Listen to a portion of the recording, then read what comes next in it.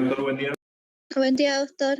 Ya, yo tenía temor que no hubiese visto la invitación Zoom, pero como no pude estar en la última clase, entonces hallé por conveniente recuperarla hoy día y por eso es que lo estamos haciendo virtual, porque yo en la tarde tengo reunión con el Consejo Facultativo y a veces hay algunas cosas que quedan pendientes y otra vez voy a tener que tal vez estar de nuevo.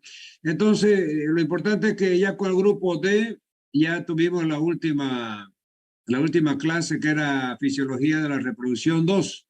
Entonces, con ustedes estamos 2 clases atrasadas, que es la Fisiología de la Reproducción 1 y Fisiología de la Reproducción 2. Entonces, por eso, para aprovechar el tiempo, los he citado hoy día. ¿Está bien? Y bien también porque el tiempo está horrible, ¿no? Entonces, desde su casita ahí, tapadita con su colcha, van a asistir a la clase. ¿Está bien? Ok. Está bien, doctor. Muy bien, entonces vamos a poner las diapositivas ahí correspondientes. Aquí está Fisiología de la Reproducción 1, compartir. Aquí está. Vamos a poner entonces, ampliar la primera diapositiva. Muy bien, vamos entonces. Perfecto, reproducción humana. Entonces aquí nos pone un dibujo de lo que es es decir, en el fondo la filosofía de la reproducción humana. Pone un hombre, una mujer, por transparencia se ve la parte genitales, reproductiva. Después tenemos los cuadros de el útero, las trompas, no decir, toda la parte genital y como una introducción a lo que es la fisiología de la reproducción humana, ¿no? Muy bien, sigamos. Reproducción humana. Aparentemente la reproducción humana es igual que en los animales. Sin embargo, ella no es instintiva. Está gobernada por los sentimientos, lo que implica el amor en la pareja, un acto voluntario y una responsabilidad frente a la llegada de un hijo. A continuación analizaremos los aparatos reproductores tanto del hombre como de la mujer, los cuales le permiten tener la capacidad reproductiva. Muy bien, entonces como introducción sigue insistiendo en que la reproducción humana en términos físicos es muy parecida a la reproducción de cualquier especie animal, ¿verdad? Y se diferencia en que la parte instintiva, o sea, no se mueve solamente por el instinto como en los animales, ¿no? Sino que hay sentimiento de amor en la pareja y el acto es voluntario y también hay responsabilidad porque ahí pueden llegar también hijos si se produce la fecundación y entonces hay que afrontar las responsabilidades.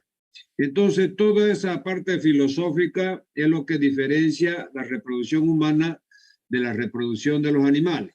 Muy bien, sigamos. Etapas. Entonces, las etapas de la reproducción humana que vamos a ver tiene 5 fases. La primera fase es la gametogénesis. ¿Qué es el gameto? El gameto es la célula germinativa. La célula germinativa masculina es el espermatozoide. La célula germinativa femenina es el óvulo. Entonces vamos a ver cómo se forma el espermatozoide, cómo se forma el óvulo, etc. La segunda etapa es la fecundación. Vamos a ver el proceso de fecundación. La tercera, el desarrollo embrionario. El cuarto, el nacimiento. El quinto, el crecimiento, ¿verdad? Entonces vamos a ver de esas 5 etapas, lo que nos corresponde en fisiología, ver rápidamente de la parte embrionaria, las bases que ustedes ya han visto en embriología. Vamos a ver el nacimiento, el asunto, vamos a describir el parto, la fase del parto, y bueno, va a ver el crecimiento hasta llegar a la menopausia, y etcétera, etcétera, ¿no? Muy bien. Entonces, esa es la clasificación en etapas de la fisiología de la reproducción. 1. Sexualidad humana, dimensión fundamental del ser humano, definición de la OMS, Organización Mundial de la Salud. La sexualidad es un aspecto central del ser humano presente a lo largo de su vida. Abarca el sexo, las identidades y los papeles de género, la orientación sexual, el erotismo, el placer, la intimidad y la reproducción. Entonces, todos esos elementos, es decir, se han sido bien definidos por la OMS y cuando habla de la sexualidad. La sexualidad se vivencia y se expresa a través de pensamientos, fantasías, deseos y creencias, actitudes, valores, conductas prácticas, papeles y relaciones interpersonales. La sexualidad está influida por la interacción de factores biológicos, psicológicos, sociales, económicos, políticos, culturales, étnicos, legales, históricos y espirituales. Entonces, fíjense que ese tema de la sexualidad humana, es decir, interviene en muchas otras ciencias biológicas, psicológicas, sociales, etcétera, en su interrelación, para acabar realmente formando ese concepto que se maneja de la sexualidad, donde tiene muchos componentes de orden social, psíquico, económico y cultural, ¿no? Muy bien, sigamos. Funciones reproductivas y hormonales del varón. Entonces, las funciones reproductivas y hormonales del varón pueden dividirse en tres: la espermatogénesis, dos, la realización del acto sexual masculino, y tres, la regulación hormonal de las funciones reproductivas. Entonces, acá en la parte de fisiología de la reproducción 1, vamos a ver bien al detalle toda la parte de espermatogénesis, o sea, cómo se forman los espermatozoides, en el caso del varón. Vamos a ver la realización del acto sexual, cuáles son las etapas del acto sexual masculino, y vamos a ver el componente hormonal de las funciones reproductivas en el varón. Después vamos a ver en fisiología de la reproducción 2, todo esto mismo, pero ya en la mujer. Muy bien, sigamos entonces. Espermatogénesis. Ya hemos dicho ya que la espermatogénesis es la formación de los espermatozoides. Entonces vamos a ver dónde se forma y cómo se forman los espermatozoides. Aquí tenemos entonces un gráfico donde nos indica el sistema reproductor masculino, la fisiología del sistema reproductor. Entonces, fíjense ustedes de que tenemos la corte sagital de un testículo. Yo voy a poner mi apuntador aquí para que me siga. Entonces, aquí tenemos el corte del testículo. Aquí está el corte sagital de un testículo. Y aquí ya comienzan a verse los túbulos seminíferos. Y acá adentro, fíjense, tenemos los túbulos seminíferos. Acá encima del testículo está esta formación anatómica que se llama epidídimo, que es como una media luna que abraza la mitad del testículo, ¿verdad? Estos conductos seminíferos que están en el testículo, que es donde están los túbulos seminíferos que están en el testículo, por ahí se produce la formación, después ya vamos a ver, del semen que sale por el conducto deferente. Fíjense que todos estos túbulos seminíferos van a confluir en túbulos de mayor diámetro que están enrollados aquí en el epidídimo, y después sale el conducto deferente, es decir, por donde va a ir el esperma y donde está también los espermatozoides. Entonces, eso para ver la parte anatómica y recordarse de los genitales masculinos. Muy bien, sigamos. Aquí tenemos espermatogénesis. Entonces, ¿cómo se produce la formación de los espermatozoides? Primero, tiene lugar en todos los túbulos seminíferos durante la vida sexual activa.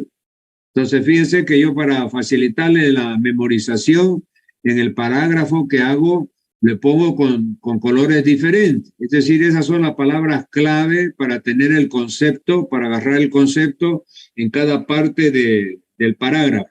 Entonces, en amarillo, fíjense, tiene lugar en todo. Yo le pregunto, ¿dónde se produce la espermatogénesis? Entonces, túbulos seminíferos. Ahí dice, tiene lugar en todos los túbulos seminíferos durante la vida sexual activa, como consecuencia de la estimulación por las hormonas gonadotróficas.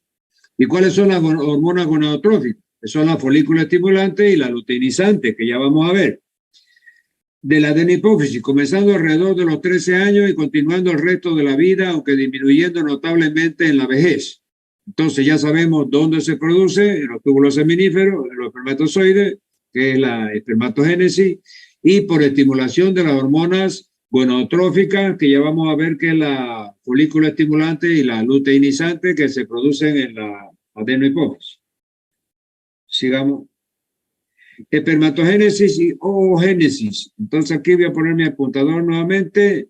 Entonces fíjense que los espermatozoides ya vamos a ver ampliadamente. Aquí tenemos una espermatogonia, que es la célula madre que da lugar al linaje de los espermatozoides. Entonces la primera generación, espermatogonia. Estas espermatogonias dan lugar a los espermatocitos primarios, después el espermatocito secundario y espermátide y espermatozoide. Eso lo vamos a ver en un cuadro más, de una forma más ampliada. Si está aquí, ahora después vamos a ver. Y acá al lado derecho está la oogénesis, o sea, es la formación del óvulo en la mujer. Esto lo vamos a ver en una segunda parte. Lo está poniendo aquí para ver las comparaciones. Hay fase de proliferación, hay fase de crecimiento, fase meiótica y mitótica, ¿se recuerdan ustedes? Hay fase meiótica o de maduración y hay una fase de diferenciación. Entonces, esto ya, como le digo, esto se ha visto mucho ya en embriología. Ustedes tienen que haberlo visto en embriología. Sigamos.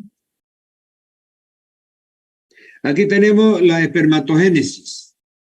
La formación del espermatozoide en humanos es continua desde la madurez sexual y dura hasta una edad avanzada, aunque va disminuyendo hasta cesar por completo en el climaterio. En otras especies está reducida a ciertas épocas del año, generalmente a la primavera o el otoño. ¿Qué dice? Que hay especies, en las especies animales, el momento donde se produce la espermatogénesis en el macho, la verdad, de los animales, varón en la especie humana, en determinadas épocas. Fíjense que algunas especies animales, la producción de espermatozoides se produce, por ejemplo, en la primavera o en el otoño. Sin embargo, en la especie humana, la producción del espermatozoide es permanente, independiente de la época del año. Entonces vamos a ver aquí a la derecha la anatomía de un espermatozoide, para recordar un poco, si ya se han olvidado. Entonces, fíjense, hay una cabeza, fíjense que la cabeza es grande del espermatozoide. En la punta de la cabeza tiene el acrosoma, ¿ya? Aquí también en la cabeza está el núcleo, fíjense, redondo, grande. Después viene un poco más abajo, viene el cuello, que posee muchas mitocondrias. Es decir, y fíjense que la mitocondria, ¿cuál es la función de esos organoides que ya lo hemos visto nosotros y ustedes lo han visto también, se ve en biología, se ve en embriología, en todo eso? Las mitocondrias son prácticamente las centrales energéticas de la célula, ¿no verdad? Ahí en la mitocondria se va a producir el ciclo de Krebs, se va a producir la energía, la glucosa, etcétera, etcétera, porque este espermatozoide necesita mucha energía para llegar desde los túbulos seminíferos a que uno de ellos produzca la fecundación. Entonces, fíjense que cómo será de importante, vamos a ver después ya en fecundación, de que la cantidad de esperma que un hombre produce en una eyaculación es alrededor de 5 centímetros cúbicos. En cada centímetro cúbico hay 5 millones de espermatozoides en cada centímetro cúbico. Si usted multiplica 5 por 5, 25, serían 25 millones de espermatozoides en cada eyaculación. Y es solamente uno, es el doble pechuga, el que llega a fecundar al óvulo. Es decir, todos los otros espermatozoides lo que hacen es decir, ayudarle en el camino a ir avanzando, penetrar después la zona pelúcida, la zona, esa zona que envuelve al óvulo, hasta que solamente uno llega a fecundarlo. Eso lo vamos a ver más adelante. Bueno, entonces decíamos cabeza, núcleo, acrosoma, y aquí en el cuello tenemos la mitocondria, que son las centrales energéticas que yo le decía. Después viene esta cola o flagelo con el que el espermatozoide se mueve y es el que va a hacerlo progresar, es decir, desde que sale del meato uretral con el semen y se deposita en la vagina y de ahí tiene que subir, atravesar todo el útero, entrar en una de las trompas y llegar hasta el tercio externo de la trompa y ahí recién producir la fecundación, como vamos a ver más adelante. ¿Ya? Muy bien, sigamos.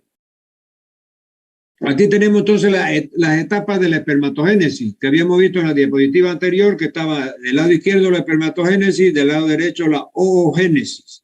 Entonces, esto es importante. Entonces, la fase por la que atraviesa la célula germinativa, que es la espermatogonia, fíjense que aquí está en rojo, voy a poner mi apuntador, aquí dice espermatogonia, esa es la célula germinativa que da origen en el hombre, ¿no? Al final, al espermatozoide. Entonces, esta espermatogonia, que es la célula epitelial germinativa masculina, migran al centro del túbulo seminífero. Entonces, esta espermatogonia estaba en la parte periférica y como primer paso es migración de estas espermatogonias a la parte central del túbulo. Ahí en la parte central del túbulo, esta espermatogonia se transforma en espermatocito primario. Este espermatocito primario se divide en dos para formar el espermatocito secundario, que está en verde. Luego estos espermatocitos secundarios se dividen para formar las espermátides. Y esta espermátide ya se modifica y se convierte en espermatozoide. Entonces, el producto final es el espermatozoide.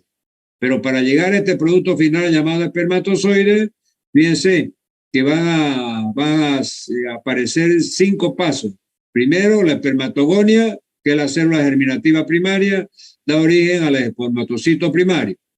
Los espermatocitos primarios se dividen en dos y forman los espermatocitos secundarios. Estos espermatocitos secundarios se vuelven a dividir y dan las espermátides. Y la espermátide ya recién modificada y convertida en espermatozoide es la célula germinativa masculina. Entonces, todo eso es el proceso o etapas de la espermatogénesis, que tienen que saber. Muy bien, sigamos. Aquí tenemos entonces en un diagrama todo el proceso de fecundación. Es decir, aquí nos muestra la anatomía, por dónde sale el espermatozoide, a dónde llega, a dónde se produce la fecundación. Entonces, si vemos aquí el corte tangencial que habíamos visto del testículo, síganme, yo estoy con el apuntador. Entonces, fíjense aquí de los túbulos seminíferos van saliendo los espermatozoides, de los túbulos seminíferos, pasa por el epidídimo y aquí pasan por el conducto deferente. Aquí con el conducto deferente están saliendo, fíjense ustedes, llegan aquí a las vesículas seminales, aquí en las vesículas seminales, es decir, llegan a la parte donde arribita de aquí tenemos la próstata, esto en color bordó, y aquí en la uretra, arribita de la próstata, aquí desembocan los espermatozoides. Entonces estos espermatozoides, fíjense, van a salir, van a atravesar toda la uretra del pene. Entonces está aquí el pene, entonces sale por el meato uretral. Aquí saliendo por el meato uretral, los espermatozoides durante la eyaculación se depositan aquí en la vagina de la mujer y aquí suben, fíjense, por la vagina suben al cuerpo del útero, acá agarran la trompa derecha, siguen hasta el tercio externo de la trompa derecha, ahí encuentran al óvulo y ahí es fecundado el óvulo. Entonces, en ese punto se produce la fecundación, en el tercio externo de la trompa. Ahí, acá arriba, fíjense, está el ovario con varios folículos. El folículo más maduro es el que suelta el óvulo. Ese óvulo cae en la ampolla de la trompa y recorre un poquito el primer tercio de la trompa y ahí se encuentra con el espermatozoide que viene subiendo desde acá, como habíamos visto nosotros, y en ese lugar se produce la fecundación. ¿Ya? Muy bien, entonces ahí hemos revisado toda la anatomía, ¿no? Y la fisiología de la fecundación. Vamos a seguir.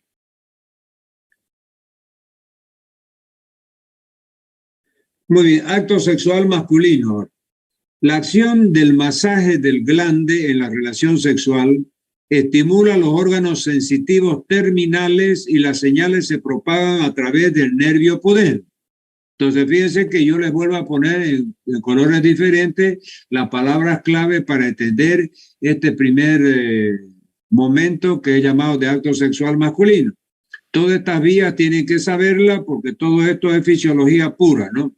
Entonces, el masaje del glande va a producir entonces estimulación de los órganos sensitivos terminales, y esos órganos sensitivos terminales se propagan por el nervio pudendo.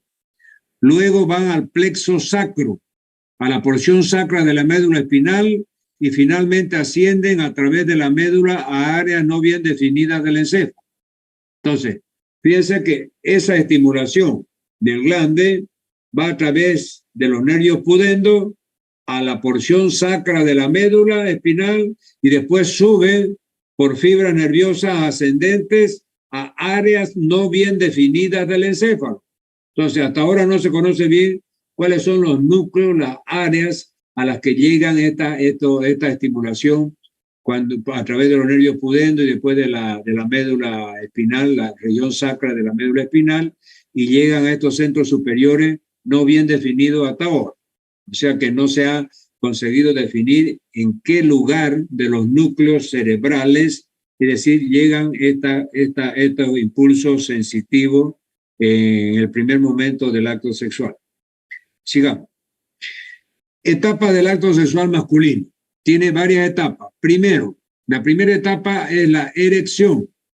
Está causada por impulsos parasimpáticos que alcanzan el pene desde la porción sacra de la médula espinal, a través de los nervios pélvicos.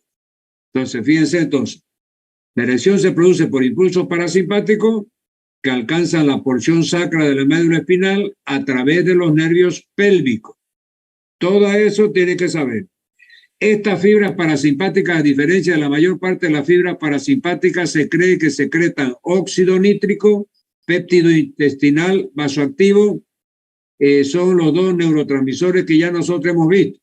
El óxido nítrico ya lo vimos en endocrinología, mejor dicho, en la parte de nervioso, cuando vimos los neurotransmisores, ahí estaba el famoso óxido nítrico. Y después el péptido intestinal vasoactivo es una enzima producida por el intestino que también actúa en esta primera parte del acto sexual masculino, que es la erección. Entonces, esas fibras parasimpáticas que llegan a través de los nervios pélvicos y de la médula y de la porción sacra de la médula van a secretar estos neurotransmisores, óxido nítrico y péptido intestinal vasoactivo. El óxido nítrico relaja las arterias del pene, así como la malla trabecular de fibras musculares lisas del tejido eréctil, de los cuerpos cavernosos y de los cuerpos esponjosos del pene. Entonces, fíjense que estos dos, sobre todo el óxido nítrico, va a dilatar las arterias de los cuerpos cavernosos y cuerpos esponjosos del pene. Entonces, al dilatar esas arterias, se llenan de sangre. Entonces, al llenarse de sangre las arterias de los cuerpos cavernosos y de los cuerpos esponjosos, entonces se produce la erección. Y esa es la primera fase del acto sexual masculino. Sigamos. Segunda fase, se llama lubricación. Fíjense que la lubricación, es decir, es la secreción mucosa que baña, es decir, que produce tanto el hombre como la mujer durante el acto sexual. ¡Ey! ¡No hagas bulla! Entonces, le decía yo que la lubricación era la producción de abundante moco durante el acto sexual. Entonces, generalmente, ya vamos a ver adelante, la mujer es la que más lubricación produce durante el acto sexual, a través de las glándulas de Bartolino, etcétera, esas glándulas que están en la región de la vulva y de la vagina. Pero también el hombre produce lubricación para desarrollar el acto sexual masculino. Vamos a leer. Durante la estimulación sexual, los impulsos parasimpáticos, además de promover la erección, hacen que las glándulas uretrales y bulbouretrales secreten moco. O Sin embargo, la mayor parte de la lubrificación del coito procede de los órganos sexuales femeninos.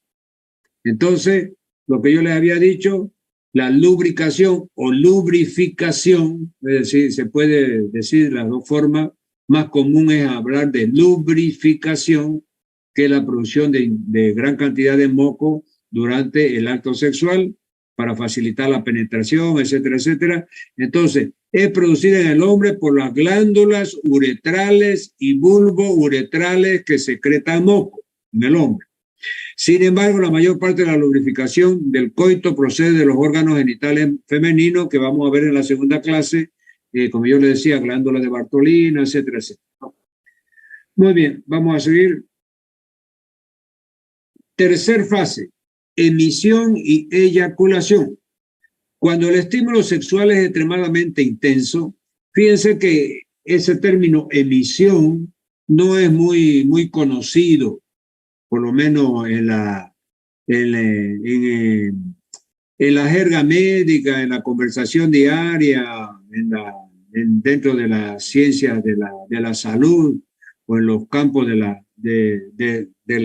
las carreras que tienen que ver con la salud, se habla poco y se conoce poco emisión. Sin embargo, eyaculación, todo el mundo lo conoce. Pero fíjense que esta tercera fase es una fase casi que está soldada, o sea, la emisión y la eyaculación son dos momentos simultáneos, es decir, simultáneos, secuenciales, pero que están muy pegados uno del otro. Entonces, por eso es que Guyton lo define como una sola fase, la emisión y la eyaculación. Si bien que secuencialmente primero se produce la emisión y después la eyaculación, pero Guyton la describe como un acto, es decir, prácticamente secuencial, pero inmediato, o sea que lo define como una sola etapa, ¿no? Bueno, vamos a ver. Cuando el estímulo sexual es extremadamente intenso, los centros reflejos de la médula espinal comienzan a emitir impulsos simpáticos. Fíjense que antes habíamos visto la otra fase, se hablaba mucho del parasimpático. Aquí fíjense que ya comenzamos a hablar de impulsos simpáticos. O sea, entonces cuando el estímulo es intenso, comienza la médula espinal a emitir impulsos simpáticos, que están en rojo, que abandonan la médula a nivel de T12 y L2.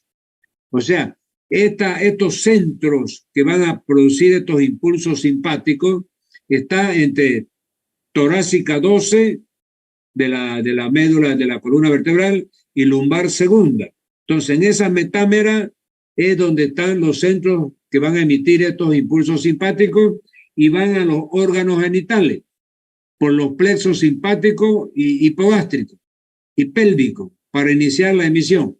Entonces, fíjense ustedes, después de llegar al estímulo a tal intensidad, agarran y son estimulados en la médula espinal entre T12 y L2, se emite impulsos simpáticos que van a los genitales por los plexos simpáticos hipogástricos pélvicos, ¿ya? Por los plexos simpáticos, hipogástricos y pélvicos. Por esa vía es que van estos impulsos simpáticos que abandonan la médula entre T12 y L2. Entonces, de esa forma se inicia la emisión, que es el primer momento de esta tercera etapa. Sigamos. La emisión y eyaculación a continuación. La emisión comienza con la contracción del conducto deferente y de la ampolla para expulsar los espermatozoides a la uretra interna.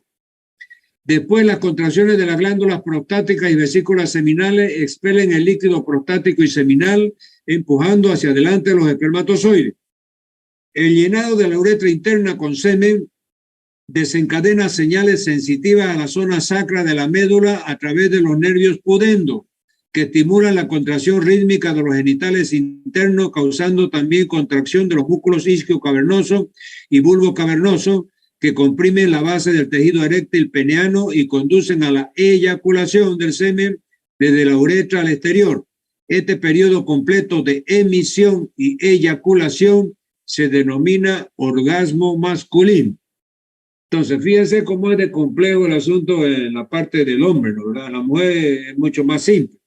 Pero en la parte del hombre, fíjense, todas las fases que hay que atravesar, y es decir, desde que se produce el espermatozoide en el túbulo seminífero hasta que se llega al orgasmo y eyacula y coloca ese semen en la vagina de la mujer y después tiene que recorrer todo ese camino que nos vimos en el cuadro grande ese para producir la fecundación.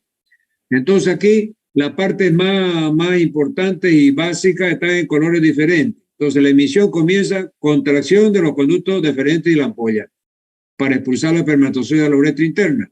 Esas contracciones después en las glándulas prostáticas y vesículas seminales impulsan el semen a la uretra interna. Esas señales sensitivas a la zona sacra de la médula a través de los nervios pudendos. Fíjense que aquí aparecen nuevamente en esta vía los nervios pudendos, que estimulan la contracción rítmica de los músculos isquio cavernoso y bulbo cavernoso. Al contraerse esos músculos, ustedes se deben acordar de anatomía, el isquio cavernoso y el bulbo cavernoso, comprimen el tejido eréctil peniano y así lo exprimen y de esa forma sale el semen a la vagina de la mujer y eso constituye ese proceso de emisión y eyaculación, constituye el orgasmo masculino, ¿no? Muy bien, entonces de esa forma hemos visto que la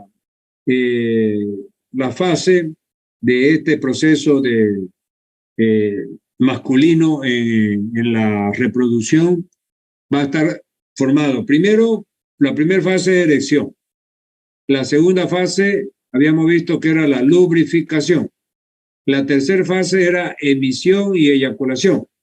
Entonces, de esa forma, ya el espermatozoide ya ingresa en el organismo femenino y de ahí ya el camino por recorrer lo hace en los genitales femeninos. Después, lógicamente, se va a complementar con cuando veamos en fisiología de la reproducción 2, todo lo que sucede desde el punto de vista femenino. Sigamos. Funciones sexuales masculinas, control hormonal. Una parte importante del control de las funciones sexuales, tanto en el varón como en la mujer, comienza con la secreción de hormonas liberadoras de gonadotrofina por el hipotálamo. Esta hormona estimula a su vez la adenohipófisis para secretar otras dos hormonas gonadotróficas que son la folículo estimulante y la luteinizante. Entonces, si ustedes se acuerdan, cuando nosotros pasamos endocrinología y veíamos el mecanismo de retroalimentación, y yo siempre les había dicho que hay como una pirámide. O sea, en la parte superior de esa pirámide está el hipotálamo. En la parte media está la adenohipófisis. Y en la parte inferior o base de ese triángulo, de esa pirámide, están los órganos efectores. Es decir, en el caso de la sexualidad, o testículos, ovarios, etcétera, ¿no? Pero también puede estar tiroides, en el caso de la hormona tiroidea, puede estar glándulas suprarrenales, en el caso de las hormonas suprarrenales, etcétera. Entonces acá nos vuelve a repetir de que todo este proceso se produce gracias a la estimulación hormonal. ¿Y cuáles son las hormonas que intervienen en esta estimulación? La folículo estimulante, que estimula la espermatogénesis. Fíjense, la hormona folículo estimulante estimula la espermatogénesis, o sea, la formación de espermatozoides. Y la luteinizante, la hormona luteinizante estimula la secreción de testosterona. Esto también es importante que se grabe. Sigamos. Inhibición de la folícula estimulante y luteinizante por la testosterona. La inhibición es consecuencia de un efecto directo de la testosterona en el hipotálamo, inhibiendo la secreción de la hormona liberadora de gonotrofina, que a su vez provoca una disminución de la folícula estimulante y luteinizante por la adenohipófisis a través de un mecanismo de retroalimentación negativa. Entonces, estos mecanismos de retroalimentación negativa, ustedes deben estar cansados de saberlo, porque lo hemos repetido durante todo el curso de fisiología, durante todo este año prácticamente. Le dimos mayor énfasis a la parte de endocrino, cuando vimos la parte de endocrino, pero ya lo habíamos repetido en la parte de nervioso, lo estamos volviendo a repetir en esta parte de fisiología de la reproducción. Entonces ya tienen que saber. O sea, ¿qué nos está diciendo aquí? Que la testosterona es la hormona masculina, que es producida en los testículos. Después vamos a ver por la célula que lo produce más adelante, ¿no? Entonces dice que cuando ese aumenta mucho la testosterona en sangre, entonces va a haber un estímulo, o sea, va a haber un estímulo inhibitorio, aunque parezca contradictorio, pero se va a estimular el hipotálamo para que no produzca el factor de liberación de gonadotrofina. Y al no producirse el factor de liberación de gonadotrofina, la adenohipófisis no produce la gonadotrofina coriónica, folículo estimulante y luteinizante, o disminuye de producir. Y eso hace que disminuya la producción de testosterona en el testículo. ¿Por qué? Porque los tres peldaños eran, arriba el hipotálamo producía el factor de liberación. Al medio la adenohipófisis producía la gonadotrofina coriónica, folículo estimulante y luteinizante. Y abajo el testículo produce la testosterona. Entonces, este es el mecanismo de retroalimentación negativa que se produce entre la producción de testosterona y la producción de gonadotrofinas coriónicas. Sigamos. Regulación de la espermatogénesis por la folículo estimulante y testosterona. Cuando los túbulos fracasan en la producción de espermatozoides, la secreción de folículo estimulante por la adenohipófisis aumenta notablemente. ¿Qué quiere decir?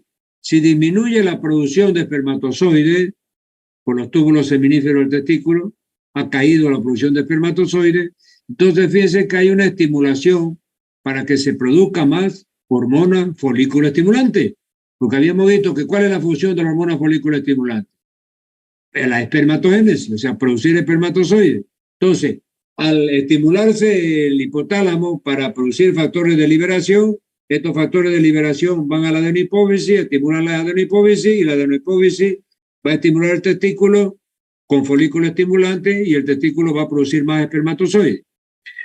Bueno, según entonces, a la inversa, cuando la espermatogénesis es demasiado rápida, o sea, hay muchos espermatozoides, la secreción de folículo estimulante disminuye por otro mecanismo diferente. O sea, en vez de haber estimulación al hipotálamo para que produzca factores de liberación, va a haber una inhibición al hipotálamo para que disminuya los factores de liberación.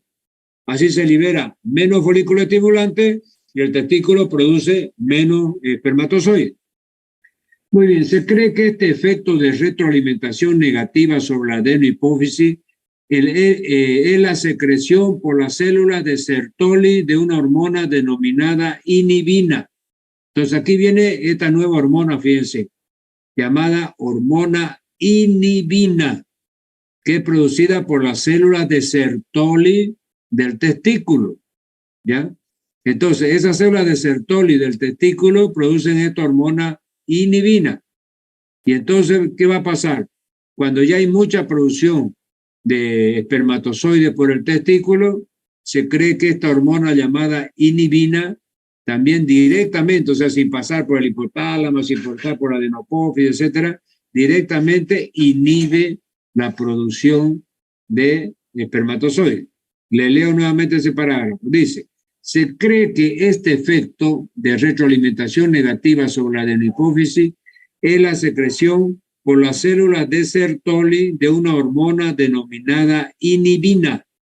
Esta hormona ejerce un poderoso efecto directo sobre la adenohipófisis, inhibiendo la secreción de folículo estimulante y posiblemente un efecto sobre el hipotálamo, inhibiendo la secreción del factor de liberación. Entonces, fíjense que esto todavía está medio, ¿cómo le diría yo? Media en hipótesis, ¿ya?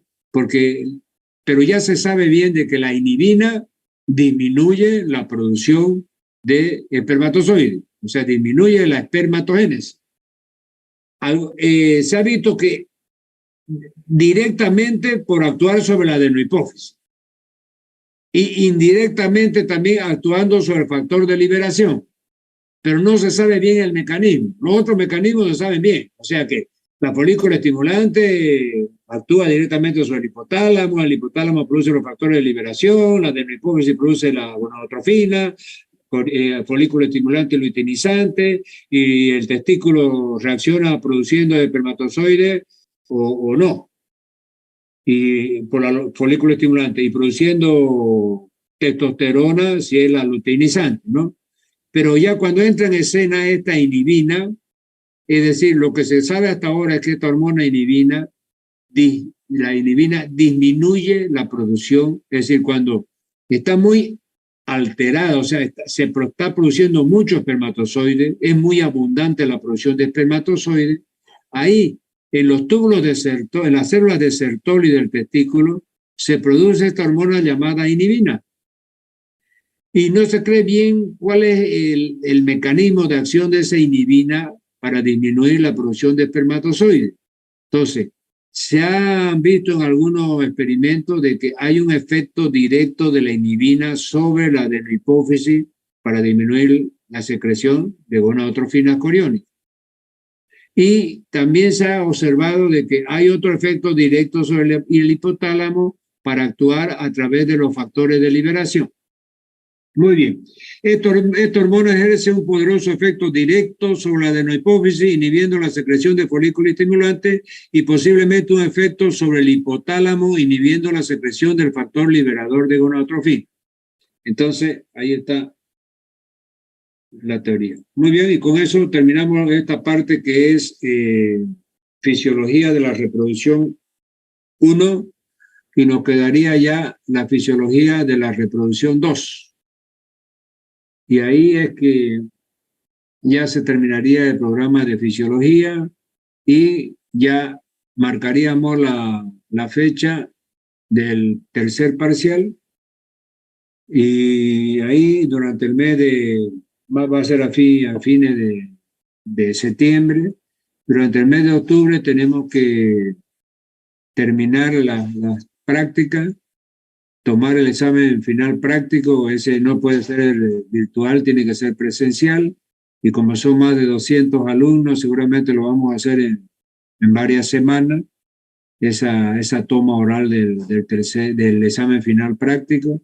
Después viene el final teórico, después viene la segunda instancia, y ahí estaríamos ya en noviembre, ya viendo las notas y ver quiénes van a segunda instancia, quiénes pasan directamente, quiénes están reprobados directamente, etc. Y en todo ese tiempo vamos a ir exponiendo también para que todos los grupos tengan su nota de exposición, y de esa forma, porque hay muchos grupos que no han expuesto todavía, entonces vamos a tener que hacer las exposiciones, ¿no? Y vamos a ver si las hacemos vía Zoom también, para no exponerse en la pandemia, porque por ejemplo en la Facultad de Humanidades, que yo doy una materia ya en la carrera de Comunicación Social, han suspendido las clases presenciales, porque hubo contagio de algunos alumnos y unos docentes, entonces se ha suspendido hasta nueva orden las clases presenciales y hemos vuelto nuevamente a las clases virtuales hasta nuevo aviso. Entonces, eso es lo que está pasando. Derecho ya hasta fin de año no pasa clases presenciales, sino pasa solamente clases virtuales, ya eso desde el 1 de septiembre.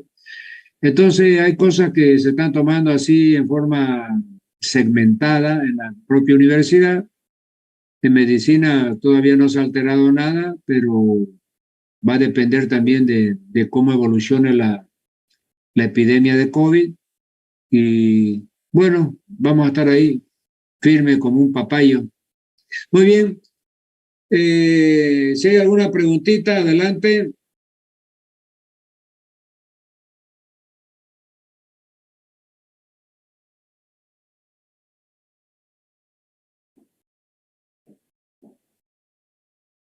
Hola, ¿me escucha? Recording stopped. Doctor, una pregunta, disculpe, ¿cómo es que se ve alterado este ciclo en los hombres que son estériles? Bueno, la esterilidad masculina tiene muchas causas, pues, ¿no? Puede ser puede ser una patología del mismo testículo, es decir, supóngase hay personas que nacen con un testículo, se llama agenesia unilateral de testículo. Entonces, al tener un testículo tiene baja producción de espermatozoides y eso lleva a infertilidad. Es decir, cuando hay agenesia bilateral, hay personas que nacen sin ambos testículos. Entonces, en ese caso hay una esterilidad. Él nunca va a poder reproducir. ¿La verdad? La mujer igual. Hay agenesia unilateral de ovario y hay agenesia bilateral de ovario. O sea, la mujer que tiene agenesia bilateral de ovario nunca va a poder producir la célula germinativa femenina que es el óvulo. Entonces, va a ser estéril. Entonces, hay patologías que... Porque una cosa es infertilidad y otra cosa es esterilidad. Fíjense que esos términos a veces son usados indistintamente como si fueran sinónimos, pero no tiene nada que ver, o sea, no son sinónimos. Se habla de esterilidad en el caso que yo les he dicho, agenesia bilateral de testículo, agenesia bilateral de ovario.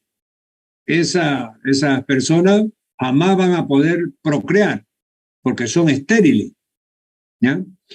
Ahora, cuando hay patología, por ejemplo, del testículo, puede ser que usted haya tenido una parotiditis. La parotiditis, han dicho, cuidado, hay que cuidarlo al paciente, pues se bajan los testículos.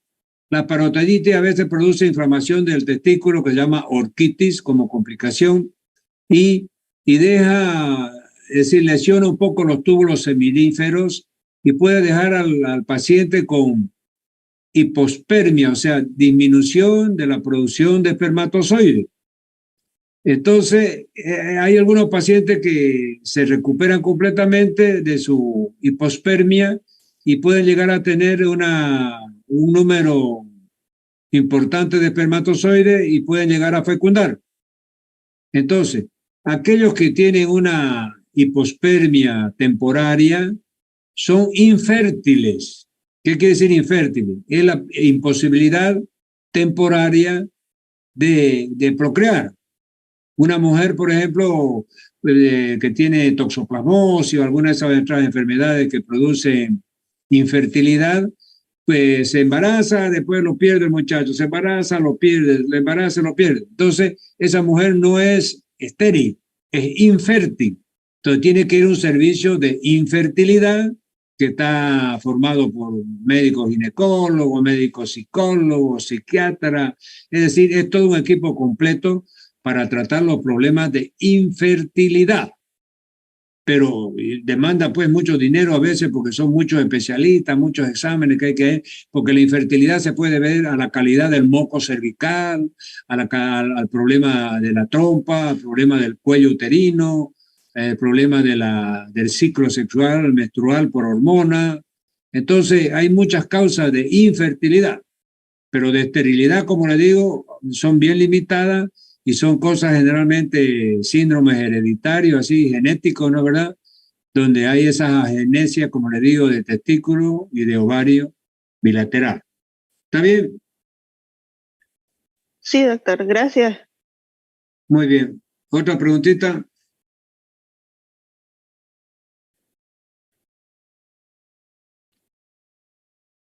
Quedó todo claro, doctor. Muy bien. Perfecto, entonces nos vemos. Cuídense, un abrazo. La próxima clase es mañana. Entonces mañana ya tendríamos la voy a marcar también porque ahora vamos a tener reunión a las 3 con el Consejo Facultativo. Probablemente se prolongue la reunión para mañana y yo no puedo estar. Entonces para mí ya es más fácil y para no fallarle a ustedes la vamos a marcar. Ustedes tienen condiciones de mañana sería a las 10 en este horario que tendrían la clase presencial que asistir a la clase virtual. Sí, doctor. Sí, doctor, no hay problema. Sí, doctor, de manera virtual está bien. Ya, entonces la voy a marcar, le voy a mandar la invitación Zoom para mañana para que ya terminemos el programa y comencemos ya a preparar la parte de exposiciones en varios días, terminar con los grupos y hacer después un repaso de la parte de la práctica que la tengo toda en diapositiva, como les digo. Entonces es una forma también de hacer un repaso general para el examen final práctico. ¿Está ok? Sí, doctor. Doctor, una pregunta. Sí. ¿Estamos igual con el otro grupo, con el F? Claro, o sea, mañana terminamos igual que el F, ¿no? El F yo terminé ayer y ustedes con esta clase de ahora más la de mañana ya eran las dos clases que estaba adelantado el grupo. Era una clase, ¿no? Pero como ayer también no hubo, o sea, el día que hubo no sé qué del consejo facultativo yo falté, ya había una clase de un día de atraso, de una clase de atraso. Y después de esa última ya eran dos clases de atraso. Entonces las dos clases de atraso son las que la estamos haciendo. La primera hoy día y mañana la segunda. Entonces de esa forma ya nos equiparamos al F, que ya también terminó el programa. ¿Está bien? Está bien, doctor. Ok, un abrazo grandote, cuídense, nos vemos. Chao, chao. Chao, doctor. Hasta luego, doctor.